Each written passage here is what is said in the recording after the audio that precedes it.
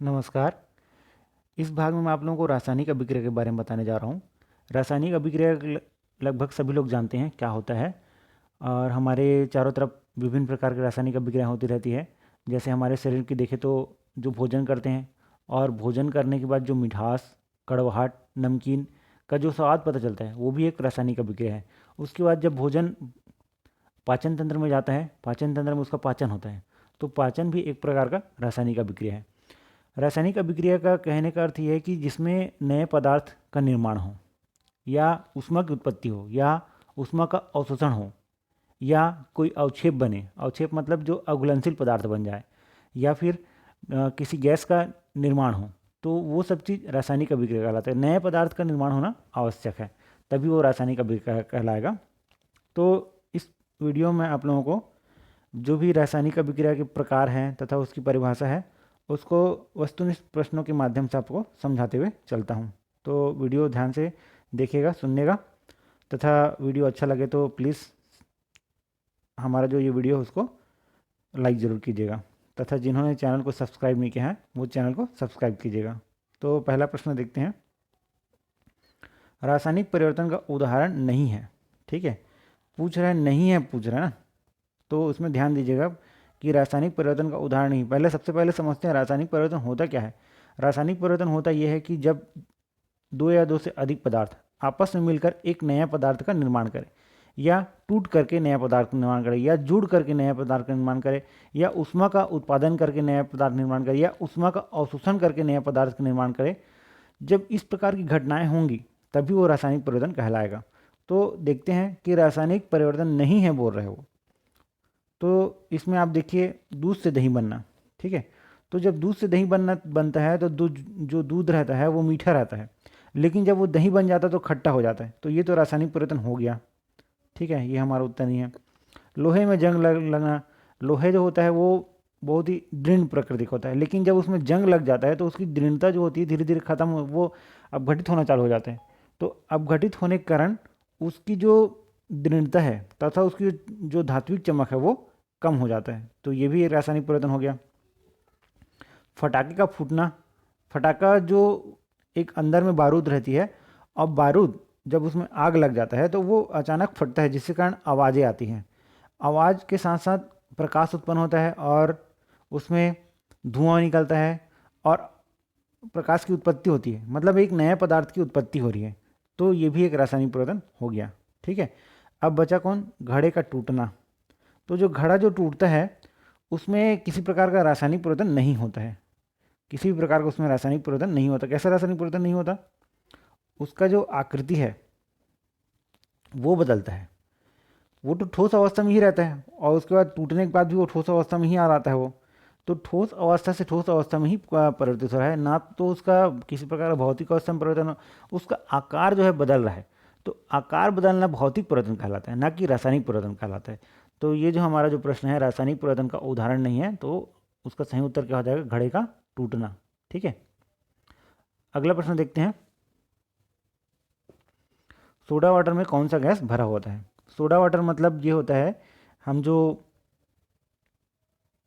Coca Cola, Pepsi और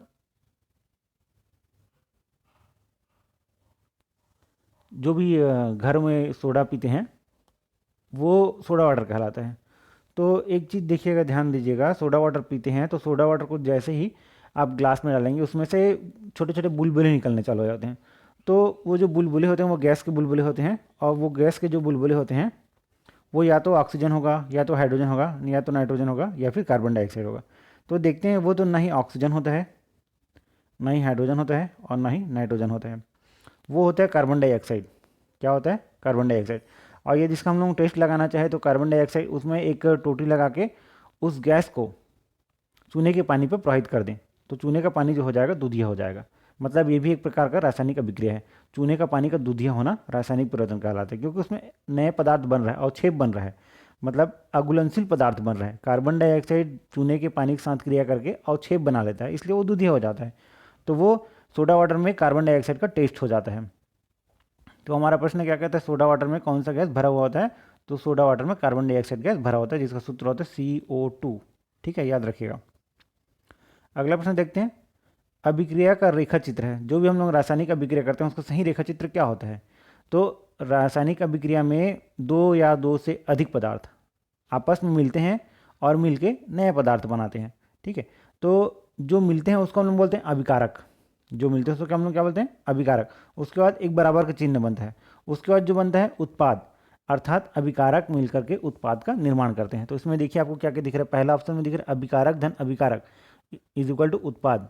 ठीक है, तो दूसरा ऑप्शन दिख रहा है उत्पाद बराबर उत्पाद, अर्थात उत्पाद ही उत्पाद का निर्माण नहीं करता। ठीक है, अभिकारक धन अभिकारक बराबर अभिकारक, मतलब ए और ए मिलेंगे और ए का निर्माण करेंगे। तो ऐसा तो नहीं हो सकता अभिकारक और अभिकारक मिलेंगे और अभिकारक का ही निर्माण करेंगे। तो उत्पाद का निर्माण होना जरूरी होता है। जो भी हो नए उत्पाद का निर्माण होना, तो ये अभी रेखा चित्र नहीं हुआ। उत्पाद प्लस अभिकारक, कोई एक उत्पाद पहले से बन जाएगा फिर हमारा रासायनिक अभिक्रिया नहीं होगा, तो ये भी गलत है। तो हमारा जो सही उत्तर है ये अभिकारक। मान लीजिए आपका अभिकारक एक ए है और दूसरा अभिकारक बी है, क्रिया करके मान लीजिए किसी नए पदार्थ सी का निर्माण करते हैं, तो ये हो जाएगा आपका अभिक्रिया का रेखा चित्र। अब इसको हम लोग रासायनिक भाषा में लेते हैं। मान लीजिए हाइड्रोजन है और ऑक्सीजन है, दोनों आपस में क्रिया करते हैं और निर्माण करते हैं H2O का। किसका निर्माण करते हैं? H2O का। तो हाइड्रोजन गैस है, ऑक्सीजन भी गैस है, निर्माण हुआ पानी। ठीक है, हाइड्रोजन जलता है, ऑक्सीजन जलाता है, पानी बुझा देता है, तो एक नया पदार्थ बन गया। तो इस प्रकार से अभिक्रिया का चित्र हो गया अभिकारक धन अभिकारक बराबर उत्पाद। ठीक है, कॉन्सेप्ट क्लियर हो जाना चाहिए। अगला देखते हैं Mg मैग्नीशियम धन O2 is equal to MgO2। ठीक है, तो MgO2 किस अभिक्रिया का उदाहरण है? इसमें देखिए पहले इसमें मान लीजिए Mga है, ठीक है, और O2B है, मिलके क्या बना रहा है? AB। मतलब A और B आपस में दोनों क्या हो जा रहे हैं? जुड़ जा रहे हैं। तो उसको पूछ रहा है वो कौन से प्रकार की अभिक्रिया है। इसमें देखिए आप पहला ऑप्शन क्या दिख रहा है? वियोजन। उसमें टूट तो नहीं रहा है वो, कि ऐसा तो नहीं कि ए बी अलग हो गया, ए प्लस बी का निर्माण कर रहे हैं, ऐसा तो नहीं हो रहा है। मतलब वियोजन मतलब टूट नहीं रहा है वो। तो ये ऑप्शन जो है हमारा गलत हो जाएगा, ये जो है हमारा ऑप्शन गलत हो जाएगा।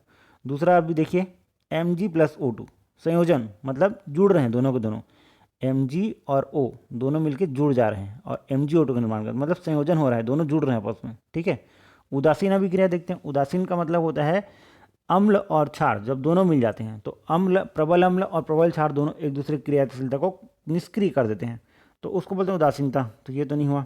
विस्थापन का मतलब होता है एक की जगह दूसरा आ जाना, तो ये भी नहीं हुआ।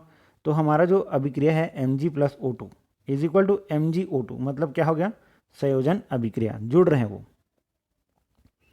अगला प्रश्न देखते हैं, किसी तत्व से ऑक्सीजन का जुड़ जाना क्या कहलाता है? कोई भी तत्व जब किसी ऑक्सीजन से क्रिया करता है तो उसको हम लोग क्या कहते हैं? ऑक्सीजन का जुड़ना होता है ऑक्सीकरण कहलाता है। ऑक्सीजन का जुड़ना क्या कहलाता है? ऑक्सीकरण। ठीक है, ऑक्सीजन जब जुड़ जाता है तो उस अभिक्रिया को हम लोग बोलते हैं ऑक्सीकरण। जैसे कि भोजन का पाचन जब होता है तो उसमें जो सेल्स होते हैं माइटोकॉन्ड्रिया, जिसको बोलते हैं, माइटोकॉन्ड्रिया के अंदर में एटीपी का निर्माण होता है और एटीपी का निर्माण ऑक्सीजन की उपस्थिति में किया जाता है। मतलब भोजन को जलाया जाता है, एक प्रकार का दहन है वो, श्वसन क्रिया। तो श्वसन क्रिया भी क्या है? ऑक्सीकरण ही कहलाता है। तो किसी भी तत्व से ऑक्सीजन का जुड़ जाना ऑक्सीकरण, ऑक्सीजन का जुड़ना ऑक्सीकरण कहलाता है। ना कि वो अपचयन कहलाएगा और न ही अपघटन कहलाएगा और न ही विस्थापन कहलाएगा। तो प्रकार अलग अलग हो सकता है उसमें, लेकिन यहाँ पे क्या पूछ रहे हैं, हमारा प्रश्न क्या कह रहा है कि किसी भी तत्व से ऑक्सीजन का जुड़ना सीधा सीधा ऑक्सीकरण कहलाएगा। पानी से बर्फ का बनना कौन सा अभिक्रिया है? पानी है, उसको आप ठंडा कर दीजिए, पानी द्रव अवस्था में है। ठीक है, पानी कौन सा अवस्था में? द्रव अवस्था में। उसको ठंडा कर दीजिए, उससे उष्मा निकाल दीजिए, तो उष्मा निकाल लेने से वो कौन सा अवस्था में आ जाएगा? ठोस अवस्था में आ जाएगा। कोई नया पदार्थ बना क्या? पानी से कोई नया पदार्थ नहीं बन रहा है, सिर्फ उसकी अवस्था परिवर्तन हो रहा है। किससे अवस्था? तरल से ठोस अवस्था में आ जा रहा है। वो तरल है, वो किस में आ जा रहा है? ठोस अवस्था, मतलब उसकी अवस्था में परिवर्तन आ जा रहा है। तो इसमें तो रासायनिक परिवर्तन नहीं हुआ, न ही जैविक परिवर्तन हुआ और न ही आनुवांशिक। आनुवांशिक मतलब होता है कि म्यूटेशन हो जाना या किसी प्रकार का शारीरिक परिवर्तन हो जाना, वो आनुवंशिक परिवर्तन कहलाता है। एक पीढ़ी से दूसरी पीढ़ी में किसी भी प्रकार का परिवर्तन होना आनुवंशिक परिवर्तन कहलाता है। तो ये तीनों नहीं हुए, बचा कौन? भौतिक परिवर्तन, मतलब उसकी अवस्था में परिवर्तन हो रहा है, इसलिए ये क्या हो जाएगा? भौतिक परिवर्तन हो जाएगा। अगला देखते हैं HCl plus NaOH is equal to NaCl plus H2O, कौन सी अभिक्रिया है? ठीक है, पहले देखते हैं HCl होता क्या चीज़ है। HCl जो होता है प्रबल अम्ल होता है, ठीक है। NaOH जो होता है प्रबल क्षार होता है, और NaCl जो होता है वो लवण होता है, और H2O पानी। इसका मतलब यह है कि अभिक्रिया में देखिए एक प्रबल अम्ल है HCl, और NaOH जो है प्रबल क्षार है, दोनों मिल गए आपस में, और मिलने के बाद क्या बना दिए? लवण का निर्माण कर दिए, मतलब उदासीन हो गए वो लोग, और पानी का निर्माण कर दिए। तो हमारा ऑप्शन में देखिए कुछ दिख रहा है क्या? उदासीन, पहला दिख रहा है आपको अवक्षेपण, दूसरा दिख रहा है उदासीन अभिक्रिया, तीसरा दिख रहा है आपको अपघटन अभिक्रिया, और चौथा दिख रहा है ऑक्सीकरण अभिक्रिया। तो प्रबल अम्ल और प्रबल क्षार जब आपस में मिल जाते हैं तो वो एक उदासीन अभिक्रिया कहलाता है। तो यहाँ पर देखिए उदासीन अभिक्रिया कहलाएगा, ठीक है। तो हमारा ऑप्शन क्या हो जाएगा? उदासीनीकरण। मान लीजिए यहाँ पर H2SO4 होता और उसके जगह कोई और प्रबल क्षार होता, KOH होता है पोटेशियम हाइड्रोक्साइड, तो भी सॉल्ट का निर्माण होता। कौन सा अभिक्रिया अपचयन अभिक्रिया का उदाहरण है? इससे पहले की अभिक्रिया में मैंने बताया था कि ऑक्सीकरण क्या होता है। ऑक्सीकरण का मतलब यह है कि जब भी कोई तत्व किसी ऑक्सीजन से जुड़ जाता है तो वो ऑक्सीकरण कहलाता है। तो उसका जस्ट उल्टा अपचयन हो जाएगा। जस्ट उल्टा कैसे? जब किसी तत्व से ऑक्सीजन हट जाएगा, ऑक्सीजन रिलीज हो जाएगा, निकल जाएगा, या फिर हाइड्रोजन आके जुड़ जाएगा। जब हाइड्रोजन आके जुड़ेगा तब अपचयन कहलाएगा, ठीक है। जब हाइड्रोजन आके जुड़ेगा या फिर ऑक्सीजन उससे दूर हो जाएगा, ऑक्सीजन उससे हट जाएगा, उससे रिप्लेस हो जाएगा, सब्स्टिट्यूट हो जाएगा, तब उसको हम लोग क्या बोलेंगे? अपचयन अभिक्रिया बोलेंगे। तो देखिए कि इसमें क्या क्या हो रहा है, सल्फर के साथ ऑक्सीजन जुड़ रहा है तो जुड़ गया, तो ये हमारा ऑक्सीकरण अभिक्रिया नहीं हुआ। कार्बन के साथ ऑक्सीजन जुड़ गया, नहीं हुआ। HgO, इसमें से देखिए ऑक्सीजन जो है अलग हो जा रहा है, मरकरी से ऑक्सीजन बिल्कुल अलग हो गया, तो ये हमारा सस्पेक्टेड है, ठीक है। उसके बाद देखिए जिंक, जिंक के साथ क्लोरीन जुड़ रहा है और हाइड्रोजन अलग हो जा रहा है, ठीक है। तो ये अलग प्रकार का अभिक्रिया हो गया। तो हमारा यहाँ पर जो उत्तर है वो स्पष्ट क्लियर दिख रहा है कि HgO is equal to Hg plus O2, मतलब इससे ऑक्सीजन हट रहा है, तो ये अपचयन अभिक्रिया कहलाएगा। सूखी लकड़ी के जलने पर कौन सा गैस निकलता है? ठीक है, सूखी लकड़ी है वो जल रहा है, तो जलने सूखी लकड़ी का सूत्र मान लीजिए जो लकड़ी होता है उसका सूत्र कार्बन के रूप में निरूपित करते हैं हम लोग। ये कार्बन हो गया, ठीक है। और कार्बन ऑक्सीजन से क्रिया कर लिया, O2 से क्या निर्माण किया? CO2, ठीक है। सूखी लकड़ी जो होती है कार्बन कहलाता है, और कार्बन ऑक्सीजन से क्रिया करके क्या निर्माण कर रहा है? कार्बन डाइऑक्साइड का निर्माण कर रहा है। अर्थात इसमें देखिए कार्बन ऑक्सीजन से जुड़ जा रहा है, तो ये तो एक ऑक्सीकरण अभिक्रिया हो गया, साथ में संयोजन अभिक्रिया भी हो गया, ठीक है। तो और क्या बन रहा है? कार्बन डाइऑक्साइड निर्माण कर रहा है। तो सूखी लकड़ी जलने पर कौन सा गैस निकलता है? कार्बन डाइऑक्साइड गैस निकलता है, ठीक है। इसमें और भी आपने क्या सीखा कि जब दो पदार्थ आपस में जुड़ जाते हैं तो वो संयोजन अभिक्रिया कहलाता है। ऑक्सीजन जुड़ गया तो ऑक्सीकरण अभिक्रिया हो जाएगा, है ना। चलिए आगे चलते हैं।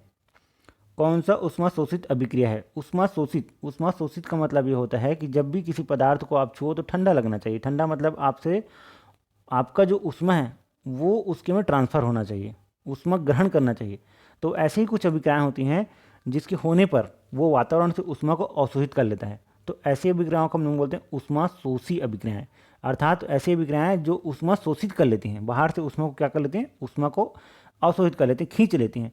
तो वहाँ पर का जो वातावरण थोड़ा ठंडा लगना चालू हो जाए। जैसे बर्फ़ गिरता है तो बर्फ़ गिरने के बाद थोड़ा सा ठंडा लगता है, क्यों? क्योंकि जो बर्फ़ होता है वो पिघलने के लिए वातावरण से ऊष्मा को खींच लेता है, तो वो ठंडा लगता है आसपास का वातावरण। वैसे ही ऐसी कौन सी अभिक्रिया है जिसमें ऊष्मा शोषी अभिक्रिया कहलाता है? तो पहले देखते हैं जंग लगना। जंग लगना तो एक मंद अभिक्रिया है और ये उसका उत्तर नहीं होगा। चूना पत्थर, चूना के पत्थर पर पानी डालोगे तो अब गैस निकलता है और छू के देखना गर्म लगेगा, तो वो तो ऊष्मा छेपी हो गया। छेपी मतलब ऊष्मा का उसमें निर्माण हो रहा है। जब भी किसी वस्तु पर यदि आप ऊष्मा डालोगे, पानी डालोगे, तो यदि ऊष्मा का निर्माण करे, है ना, तो ऊष्मा छेपी अभिक्रिया, मतलब ऐसी अभिक्रिया जिसमें ऊष्मा का उत्पादन हो, गर्म लगे, तो उसको बोलते हैं ऊष्मा छेपी। तो ये भी नहीं हुआ। उसका देखते हैं ग्लूकोज को मुंह पे रखना। जब भी आप ग्लूकोज को मुंह पे रखोगे तो ठंडा लगेगा। ठंडा लग रहा है मतलब वो आपके शरीर से ऊष्मा को ले रहा है, ठीक है। मोमबत्ती का जलना, ये तो ऊष्मा छिपी है, ऊष्मा का उत्पादन करता है, गर्म लगता है, तो ये भी नहीं हुआ।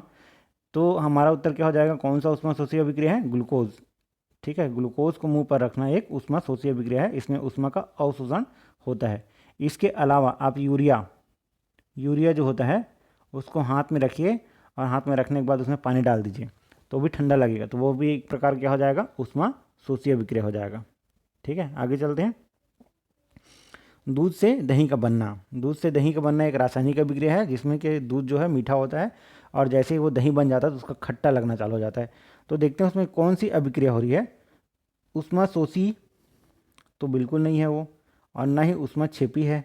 भौतिक परिवर्तन भी नहीं हो रहा। भौतिक परिवर्तन यदि वो दूध जो होता है वो ठोस हो जाता तब भौतिक होता, तो ये तो है नहीं। भौतिक परिवर्तन किसी प्रकार का हो नहीं रहा उसमें। उसमें हो रहा है जैव रासायनिक अभिक्रिया, वो भी लैक्टोबैसिलस जीवाणु की उपस्थिति में। लैक्टोबैसिलस एक बैक्टीरिया होता है जो दूध को दही में कन्वर्ट कर देता है, बदल देता है। तो वो एक जैव रासायनिक अभिक्रिया है। क्यों जैव रासायनिक बोल रहे हैं? क्योंकि उसमें छोटे छोटे जो माइक्रोब्स होते हैं, जो माइक्रो बैक्टीरिया होते हैं, जो जीवाणु होते हैं, वो भाग ले रहे हैं, इसलिए उसको जैव रासायनिक अभिक्रिया कहा गया है। नमक का पानी में घुल जाना कौन सा परिवर्तन? नमक जो होता है ठोस अवस्था में होता है, पानी कौन सा अवस्था में होता है? तरल अवस्था में होता है। तो ठोस अवस्था से तरल अवस्था में जा रहा है, नया पदार्थ नहीं बन रहा है उसमें किसी प्रकार का। तो रासायनिक परिवर्तन तो बिल्कुल नहीं है वो, अपघटन भी नहीं है, अपचयन भी नहीं है। तो हमारा उत्तर कौन सा हो जाएगा? भौतिक परिवर्तन। उसकी भौतिक अवस्था बदल रहा है। ठीक है, जैसे बर्फ़ का पानी बन जाना, पानी गर्म कर दो वाष्प बन जाना, ये सब भौतिक परिवर्तन में आते हैं।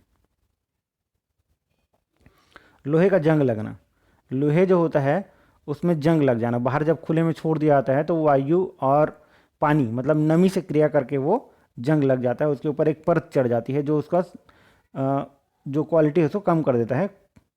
तो वो एक धीमी प्रक्रिया होती है, बहुत धीरे धीरे होती है, तुरंत नहीं हो जाता। किसी भी लोहे को आप छोड़ देखो बाहर में तो तुरंत उसमें जंग नहीं लगता, जंग लगने में टाइम लगता है, 1 दिन 2 दिन 3 दिन 4 दिन 5 दिन तक टाइम लगता है, तो उसमें जंग लगता है।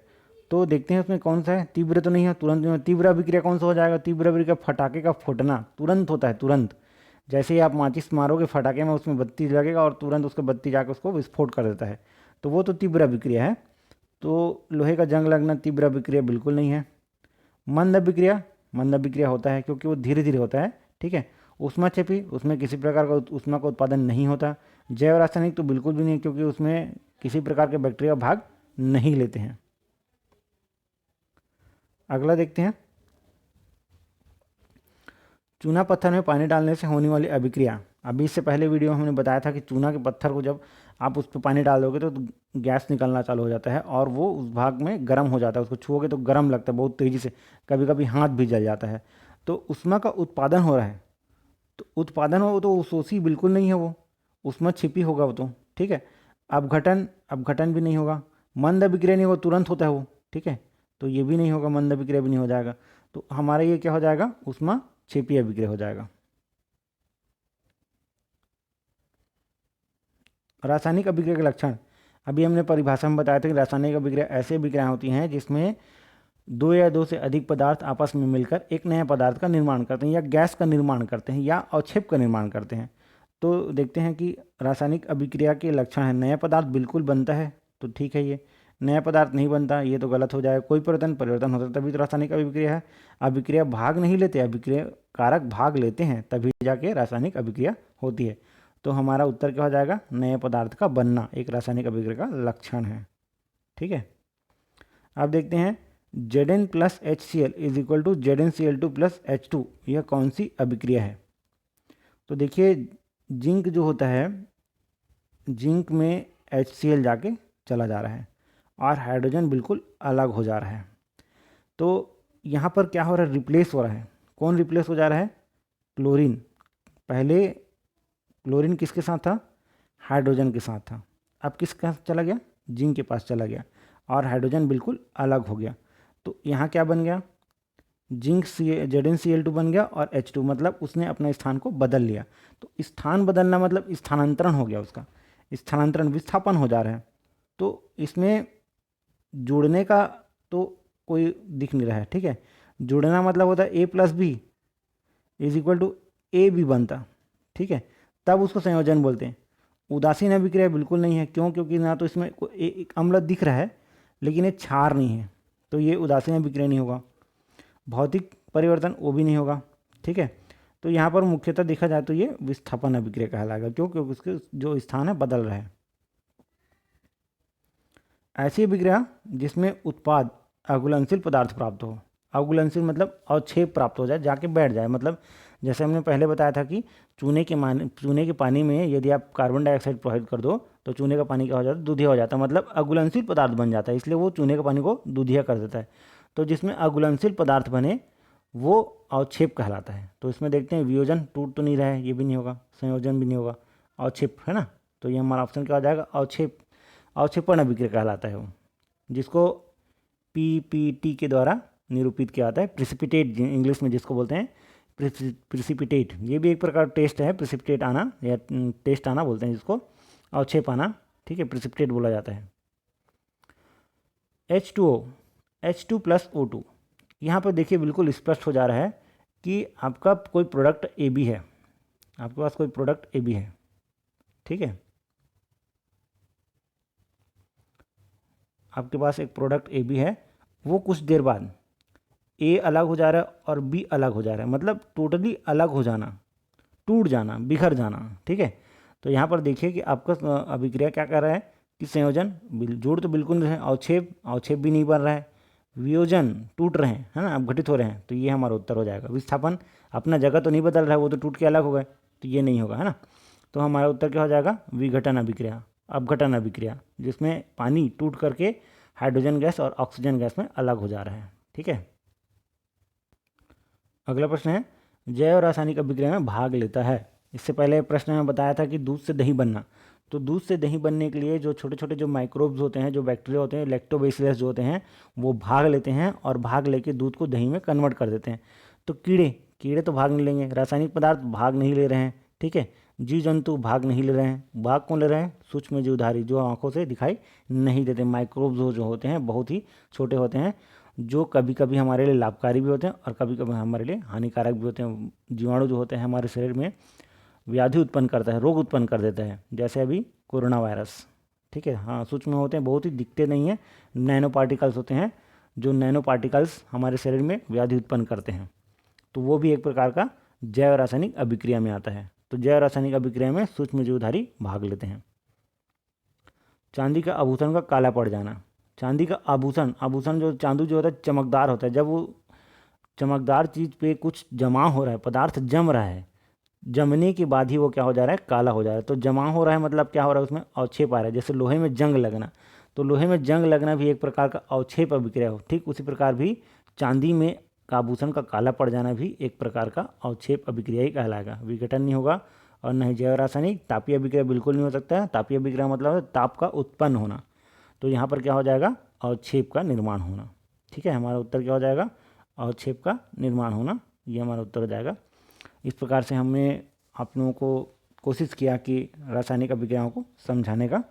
यदि वीडियो अच्छा लगा हो तो प्लीज़ लाइक कीजिएगा तथा और भी बच्चों को शेयर कीजिए, ताकि ये जानकारी और भी बच्चों को प्राप्त हो जाए।